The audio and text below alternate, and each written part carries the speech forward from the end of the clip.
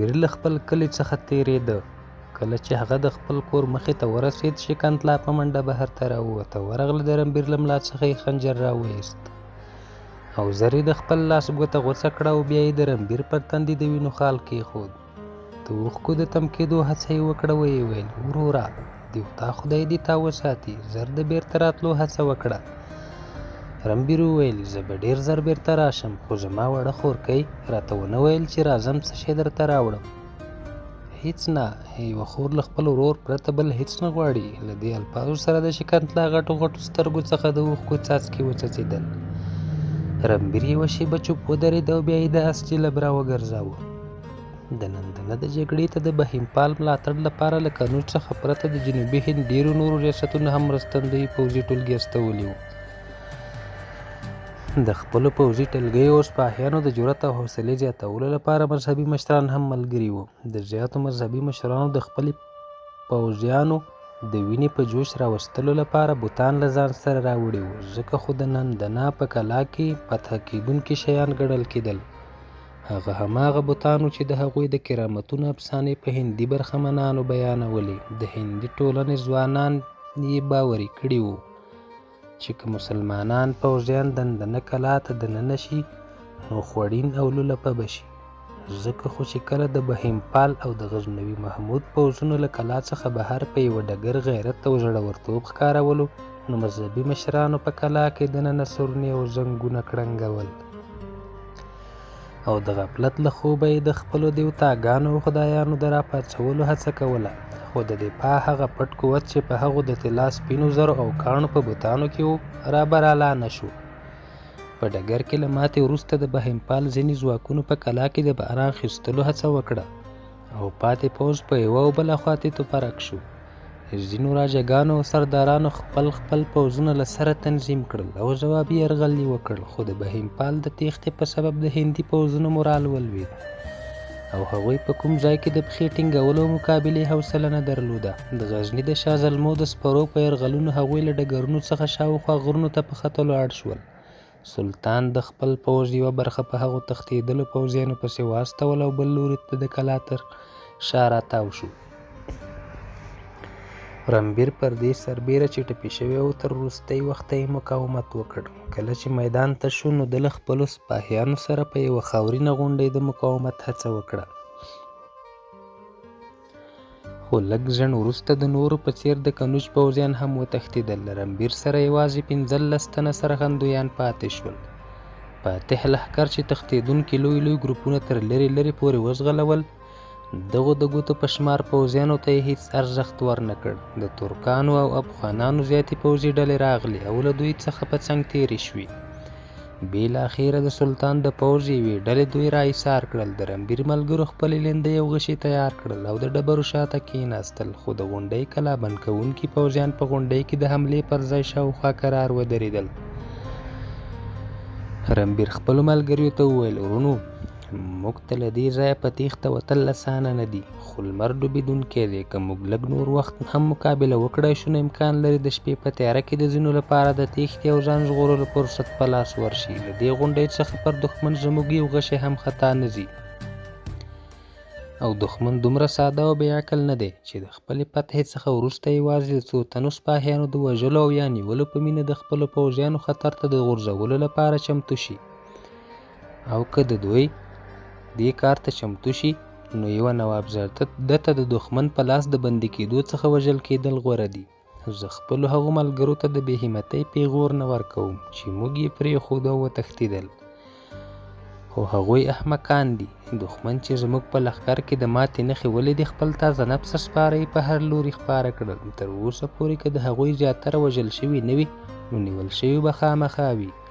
دښمن د دوی له تښتېدو څخه ډېر د مخه د کلا دروازو ته رسېدلی و. کاشکې هغوی تر لمر لوېدو پورې له موږ سره ملګرتیا کړې وای. لږ ځنډ وروسته کلا بند کوونکي پوځیان لاسونو پلي شول او د ډبرو تر شا پر غونډۍ راوختل. د رنبیر ملګریو په اندېښنه هغه ته وکتل او هغه په غمجنه لهجه وویل: داسې ښکاري چې دیوتاګانو ته زموږ ژوندي پاتې کېدل منظور نه دي، خو هغوی موږ د مېړانې له مرګ نشي محرومولی. په خپلو مورچو کې ټینګ اوسئ او تر هغه پورې انتظار وکړه چې دوی زموږ د غشو تر دم لاندې راشي. کوم چا له یوې ډبرې نه سر اوچت کړ او په هندي ژبه یې په لوړ غږ وویل: تاسو که غواړئ ژوندي پاتې شئ نو خپلې وسلې وغورځوئ او لاندې راکوز شئ. د هغه په ځواب کې د رمبیر یو غشی په شغ تیر شو او هغه زر خپل سر ډبرې ته کړ. کلابندي کوونکو له څلورو لورو پر غونډۍ د غشو باران پیل کړ.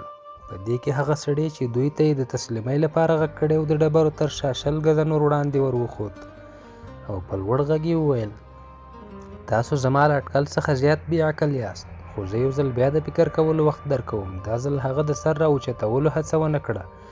په هندي ژبه د هغه خبرې او لهجه پر دې ګواه وه چې یا خو هغه د همدې هیواد اوسیدونکی دی او یا یې د ژوند زیاته برخه دلته تېره کړې ده.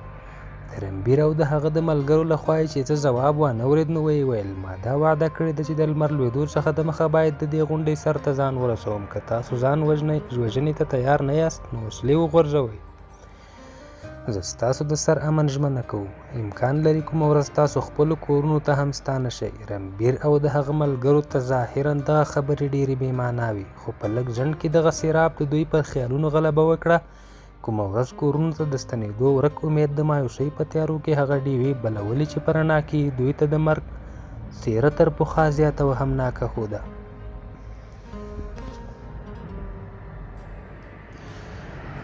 د دغه غږ غبرګون له سلګونه میلو لرې دوی احساساوه. د دوی میندې، پلرونه، اولادونه او بالبچ دوستان او خپلوان یې ټول په یوه خوله وایي چې دوی اورېدل. امکان لري یوه ورځ موږ وویني. د غږ خاوند تر ځنډ چوپ و. ناڅاپه د رمبیر یو ملګری اوچت شو، وسله یې وغورځوله، ښکته کوز شو. د یوې شېبې نه وروسته 3 نورو هم د هغه په ګامونه اوچت کړل. نورو رمبیر ته وکتل. هغه په خپ غږ وویل: ما ته داسې مه ګورئ، په تاسو کې چې څوک غواړي ولاړ شي ورځي دي. زه په خوښۍ اجازه ورکوم. 4 کسان نور اوچت شول. په هغوی کې یو تن له یوه ګام اخیستلو وروسته بېرته رمبیر ته وکتل. ویې ویل: امکان لري هغوی دروغ ونه وایي. هغه زموږ په ژبه خبرې کوي. امکان لري دی له هغو نوابزادګانو څخه وي چې له دښمن سره ملګری شوی دی او هدف یې زموږ له وژل کېدو څخه ژغورل وي. رمبیر په دردناکه لهجه ورته وویل: د بګوان خدای لپاره ولاړ شه، زه ستا مشورو ته اړتیا نه لرم. او هغه په منډه له خپلو نورو ملګرو سره یو ځای شو. په غونډۍ څو شېبې چوپتیا خپره شوه. بیا د ډبرې له شا څخه غږ راغی: لمر د لوېدو په حال کې دی. زه لږ ځنډ نور هم تاسو ته وخت درکوم. په زړورتوب او احمقتوب کې ډېر توپیر دی. لږ ځنډ وروسته چې د رمبیر نور ملګري ونه خوځېدل، وینا کوونکي وویل: زه یوازې پاس درځم او تاسو ته ډاډ درکوم چې تاسو به زما لاره نه ډب کوئ. یو د اوږدې ونې خاوند زلمي د ډبرې له شا څخه راپورته شو او په ډاډه زړه پاس د غونډۍ سر ته ور روان شو. رمبیر خپله لینده برابره کړه او د خپلو ملګرو ته یې وویل: دا دوکه ده، هغه یوازې نه راځي. تاسو 4 واړو لوریو ته ګورئ او هغوی له یوه لوري هم د یرغل علامې ونه لیدې. کلابندۍ کوونکي د ډبرو له شا څخه راپورته شول او ټولو په ډاډه زړه پاس د غونډۍ سر ته کتل. د رمبیر 2 ملګریو هم چې وسلې یې غورځولې وې او ښکته تللي وو، هغوی ته د نږدې ورسېدل او د غونډۍ سر ته یې راکتل. د لوړ قد خاوند 15 ګامه وړاندې تللی و چې رمبیر له خپلې مورچې څخه اوچت شو او هغه ته یې لینده برابره کړه. ودرېد. د هغه په ځواب کې لاندې ډېرو کسانو د خپلې لیندو مخه رمبیر ته ور واړوله، خو د لویې ونې ځوان په بیړه شاته وکتل. خپلو ملګرو ته یې اشاره وکړه او هغوی یې د غشو له چلولو څخه ایسار کړل. بیا هغه رمبیر ته وکتل او د څوکۍ په لوري پښې په هماغه وقار او پرتم پر مخ تلې. د هغه د ونې او اندام په څېر د هغه مخ هم زړوونکی و. ښکلې بڼه، تورې او ځلېدونکې سترګې، پراخ تندی د جرأت، عزم او ارادې ګواهي ورکوله. د هغه انداز ډېر فاتحانه و، خو موسکا یې دا ښودله چې هغه د خپل فتح شوي وژلو ته نه، بلکې په غېږ کې نیولو لپاره روان دی.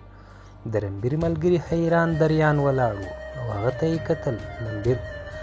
رمبیر د غشي د کش کولو هڅه وکړه، خو همت یې ځواب ورکړ. 2 ګامه شاته ولاړ او بیا یې د غشي د کش کولو هڅه وکړه، خو بیا یې د هغه د یوه ملګري په منډه ورغی.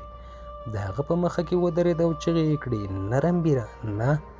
ناپېژندوی وویل: ستا په څېره او بڼه ځوان باید داسې له ژونده بېزاره نه وي. آیا دا امکان لري چې تر اوسه پورې دې داسې چا غږ نه وي اورېدلی چې په زړه کې دې له هغه سره د بیا لیدو په امید د ژوندي پاتې کېدو هیله نه وي را پیدا شوې؟ رنبیر څه جواب ورنه کړ. د هغه له لاسه لینده لوېدلې وه او هغه په سلګونو میله لرې د چا دا خبرې اورېدلې. وروره خدای جلاله دې وساته. زر د بېرته راتلو هڅه وکړه. یوه خور له خپل ورور پرته بل هېڅ نه غواړي. د لوړ قد خاوند چې د رنبیر په وینو ککړ لستوڼی ولید ویې ویل ته زخمي یې؟ رنبیر یې چې چوپ ولید هغه ور وړاندې شو. د رنبیر لاس یې ونیو په ډاډه زړه یې د هغه د مټ زخم ولید. بیا یې دسمال پرې وتاړه ویې ویل په ځوانۍ کې داسې زخمونه ډېر زر بېرته رغېږي خو ته باید لږ پام وکړې. په دې ځنډ کې څو نور سپاهیان هم ور ورسېدل او هغوی د خپل سالار په اشاره د رنبیر د نورو ملګرو د ټپونو پټ تړلو بوخت شول.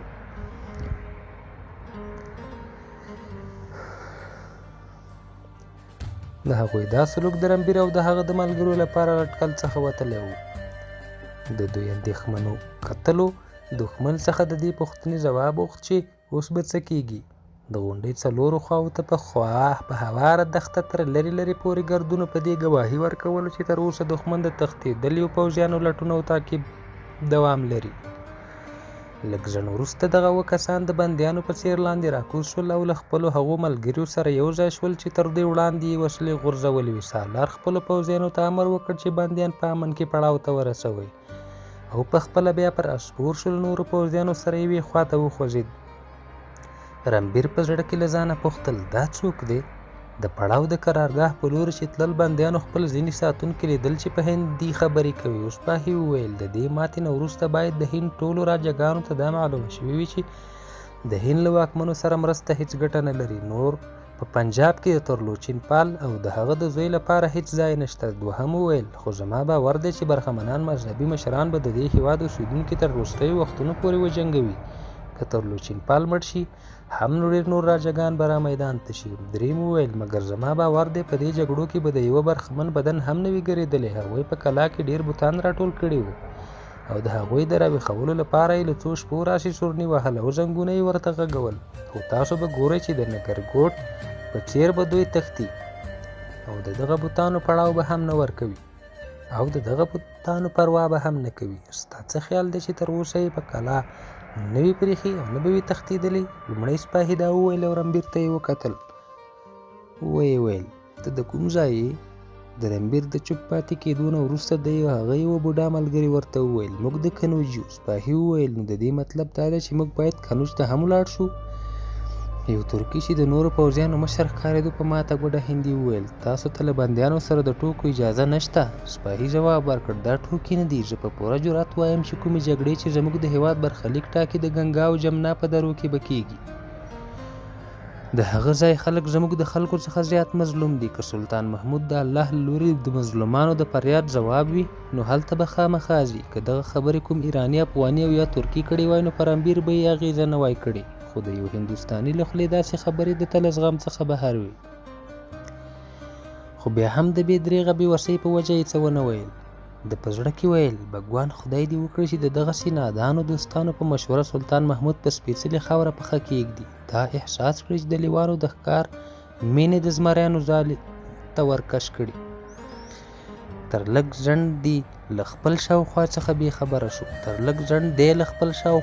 بېخبره شو. د هغو ورځو تصور یې کاوه چې د ګنګا او یا جمنا په څنډو کې د منځني هندوستان د نوابزادګانو او راجګانو بې شمېره پوځونه د محمود مقابلې ته درېدلي وي او د هغوی د مخې لیکو د پیلانو شمېر دومره وي چې دښمن وویریږي او وتښتي. او دا خلک چې نن د دښمن د پوځ تر رعب لاندې راغلي او له دوی سره یو ځای شوي دي د خپلو دیوتاګانو پر سپکاوي دریغ نه کوي چې د محمود د لښکر پر ماته یې باور شي له جګړې څخه د مخه به بیرته زموږ سره یو ځای شي. د هندي سپاهیانو په خلاف د رنبیر غوسه ورو ورو په کرکه او نفرت بدلېده.